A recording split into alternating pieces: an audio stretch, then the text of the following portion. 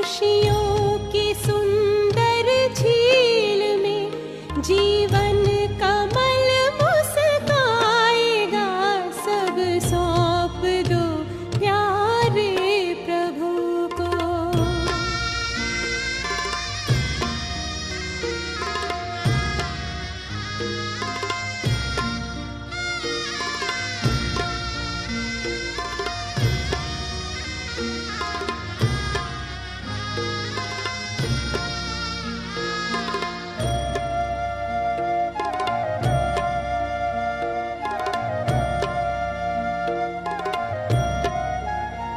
है जो भी तेरे पास सब उसकी अमानत है। अपनी समझ लेना अमानत में खयानत है। जो भी तेरे पास सब उसकी अमानत है। अपनी समझ लेना अमानत में खयानत है। सब कुछ तेरा ये मान ले, सब कुछ तेरा हो जाएगा। सब कुछ तेरा ये मान ले, सब कुछ तेरा हो जाएगा। चिंता सभी मिट जाएगी और मन विमल हो जाएगा। सब सौंप दो प्यारे प्रभु को। ओम शांति। आज 30 जनवरी 2021 की वाणी। बाबा के महावाक्य। मीठे बच्चे, तुम्हारी याद की यात्रा बिल्कुल ही गुप्त है। तुम बच्चे अभी मुक्ति धाम में जाने की यात्रा कर रहे हो। प्रश्न, स्थूल वतनवासी से सूक्ष्म वतनवासी फरिश्ता बनने का पुरुषार्थ क्या है? उत्तर, सूक्ष्म वतनवासी फरिश्ता बनना है तो रूहानी सर्विस में हड्डी हड्डी स्वाहा करो। बिना हड्डी स्वाहा किए फरिश्ता नहीं बन सकते, क्योंकि फरिश्ते बिगर हड्डी मांस के होते हैं। इस बेहद की सेवा में दधीची ऋषि की तरह हड्डी हड्डी लगानी है, तभी व्यक्त से अव्यक्त बनेंगे। गीत धीरज धर मनवा, धीरज धर। ओम शांति। बच्चों को इस गीत से इशारा मिला कि धीरज धरो। बच्चे जानते हैं हम श्रीमत पर पुरुषार्थ कर रहे हैं और जानते हैं कि हम इस गुप्त योग की यात्रा पर हैं। वह यात्रा अपने समय पर पूरी होनी है। मुख्य है ही यह यात्रा, जिसको तुम्हारे सिवाय और कोई भी नहीं जानते हैं।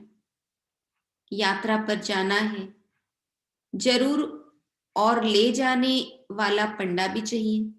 यात्रा पर जाना है जरूर और ले जाने वाला पंडा भी चाहिए। इसका नाम रखा हुआ है पांडव सेना। अब यात्रा पर हैं। स्थूल लड़ाई की कोई बात नहीं है, हर एक बात गुप्त है। यात्रा भी बड़ी गुप्त है, शास्त्रों में भी है।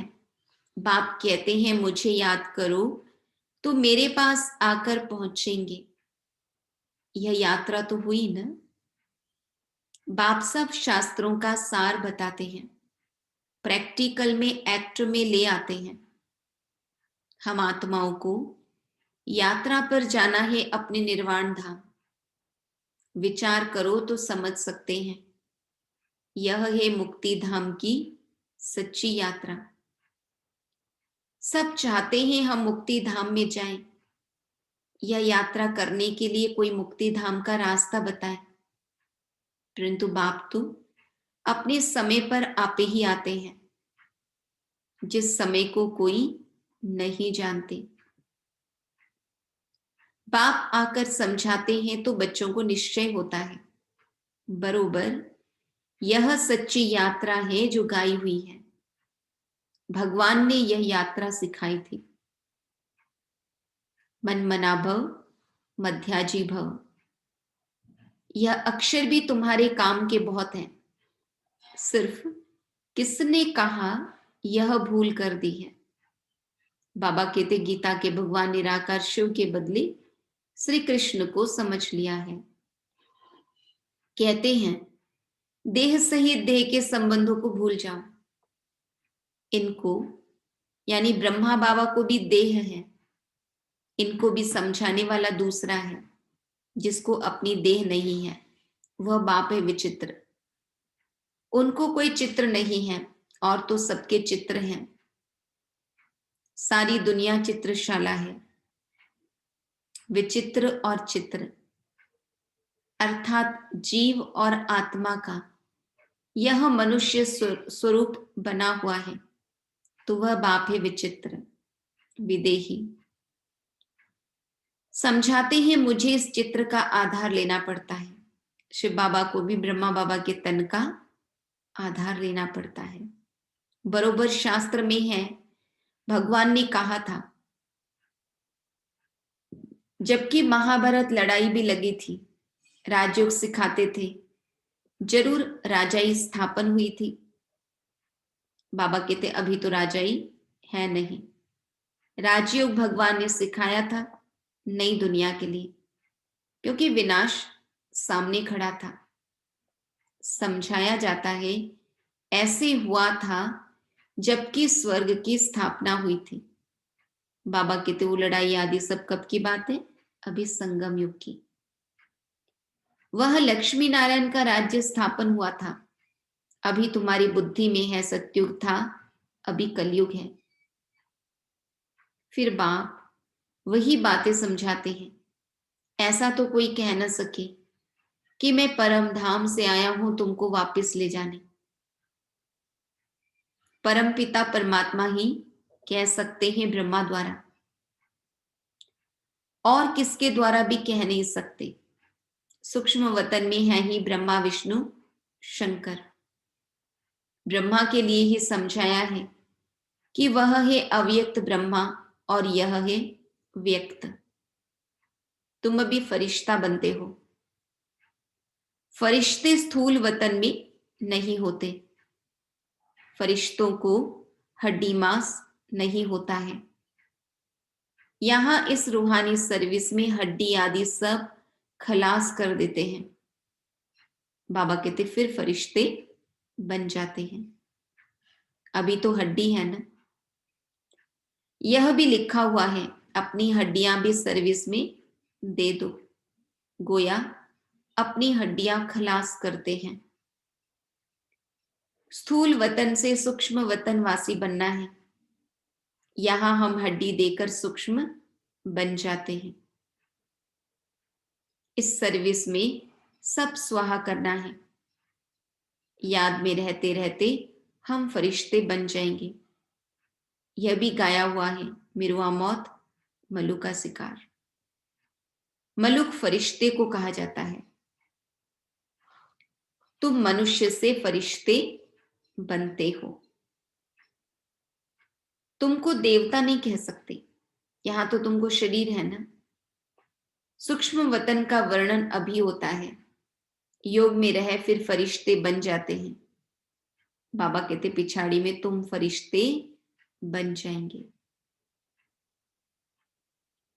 तुमको सब साक्षात्कार होगा और खुशी होगी। मनुष्य तो सब काल का शिकार हो जाएंगे। तुम्हारे में जो महावीर हैं वह तो अडोल रहेंगे। बाकी क्या क्या होता रहेगा। विनाश की सीन तो होनी है ना। अर्जुन को विनाश का साक्षात्कार हुआ, दिखाया है गीता जी में। बाबा कहते एक अर्जुन की बात नहीं है। तुम बच्चों को विनाश और स्थापना का साक्षात्कार होता है। पहले पहले बाबा को भी विनाश का साक्षात्कार हुआ। उस समय ज्ञान तो कुछ था नहीं। देखा सृष्टि का विनाश हो रहा है, फिर चतुर्भुज का साक्षात्कार हुआ, समझने लगे यह तो अच्छा है।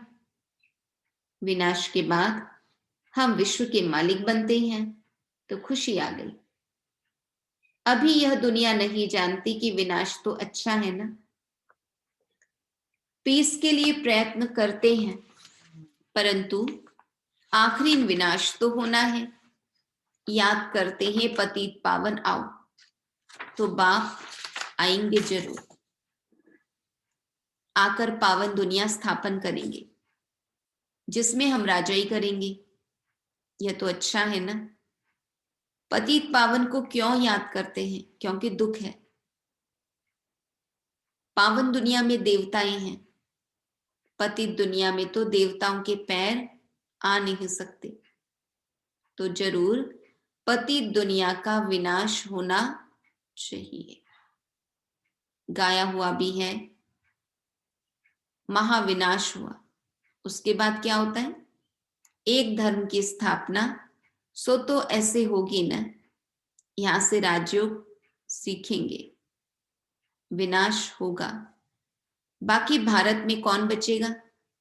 जो राजयोग सीखते हैं, नॉलेज देते हैं, वही बचेंगे। बाबा कहते विनाश तो सबका होना है, इसमें डरने की बात नहीं। पतित पावन को बुलाते हैं, जबकि वो आते हैं तो खुशी होनी चाहिए। बाप कहते हैं विकारों में मत जाओ, इन विकारों पर जीत पाओ व दान दे दो तो ग्रहण छूटे। भारत का ग्रहण छूटता जरूर है। काले से गोरा बनना है, पतित से पावन बनना है।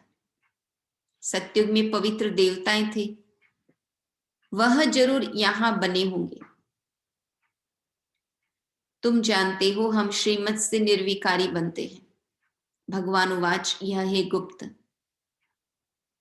श्रीमत पर चलकर तुम बादशाही पाते हो। बाप कहते हैं तुमको नर से नारायण बनना है। सेकेंड बाय सेकेंड में राजाई मिल सकती है। शुरू में बच्चियां 4-5 दिन भी वैकुंठ में जाकर रहती थी। शिव बाबा आकर बच्चों को वैकुंठ का भी साक्षात्कार कराते थे। देवताएं आते थे, कितना मान शान से। तो बच्चों को दिल अंदर लगता है। बरोबर गुप्त वेश में आने वाला बाप हमको समझा रहे हैं। ब्रह्मा तन में आते हैं, ब्रह्मा का तन तो यहां चाहिए ना। प्रजा पिता ब्रह्मा द्वारा स्थापना, बाबा ने समझाया है। कोई भी आते हैं तो उनसे पूछो किसके पास आते हो? बी के पास। अच्छा, ब्रह्मा का नाम कभी सुना है? प्रजापिता तो है ना, हम सब उनके आकर बने हैं, जरूर आगे भी बने थे। ब्रह्मा द्वारा स्थापना तो साथ में ब्राह्मण भी चाहिए। बाप ब्रह्मा द्वारा किसको समझाते हैं? बाबा कहते शूद्रों को तो नहीं समझाएंगे। यह है ब्रह्मा मुख वंशावली ब्राह्मण। शिव बाबा ने ब्रह्मा द्वारा हमको अपना बनाया है। ब्रह्मा कुमार कुमारियां कितने ढेर हैं, कितने सेंटर्स हैं, सब में ब्रह्मा कुमारियां पढ़ाती हैं। यहां हमको दादी का वर्षा मिलता है। भगवान वाच, तुमको राजयोग सिखाता हूं। वह निराकार होने कारण इनके शरीर का आधार लेकर हमको नॉलेज सुनाते हैं। प्रजापिता के तो सब बच्चे होंगे ना। हम हैं प्रजापिता ब्रह्मा कुमार कुमारियां। शिव बाबा है दादा, उन्होंने एडॉप्ट किया है। तुम जानते हो हम दादे से पढ़ रहे हैं ब्रह्मा द्वारा। शिव बाबा ने ब्रह्मा बाबा को एडॉप्ट किया। यह लक्ष्मी नारायण दोनों स्वर्ग के मालिक है ना। भगवान तो एक ऊंचते ऊंच निराकार ही है। बच्चों को धारणा बड़ी अच्छी होनी चाहिए। पहले पहले समझाओ, 2 बाप हैं भक्ति मार्ग में, स्वर्ग में है एक बाप। परलौकिक बाप द्वारा बादशाही मिल गई, फिर याद क्यों करेंगे? दुख है ही नहीं जो याद करना पड़े। गाते हैं दुख हरता सुख करता, वह अब भी की बात है। जो पास्ट हो जाता है उसका गायन होता है। महिमा है एक की, वह एक बाप ही आकर पतितों को पावन बनाते हैं। मनुष्य थोड़े ही समझते हैं, वह तो पास्ट की कथा बैठ लिखते हैं। तुम अभी समझते हो बरोबर बाप ने राजयोग सिखाया जिससे बादशाही मिली। 84 का चक्र लगाया। अभी फिर हम पढ़ रहे हैं, फिर 21 जन्म राज्य करेंगे, ऐसा देवता बनेंगे। ऐसे कल्प पहले बने थे। समझते हो, हमने पूरे 84 जन्मों का चक्र लगाया। अब फिर सत्युग त्रेता में जाएंगे, तब तो बाप पूछते हैं आगे कितने बार मिले हो। यह प्रैक्टिकल बात है ना। नया भी कोई सुने तो समझेंगे 84 का चक्र तो जरूर है। जो पहले वाले होंगे उनका ही चक्र पूरा हुआ होगा। बुद्धि से काम लेना है।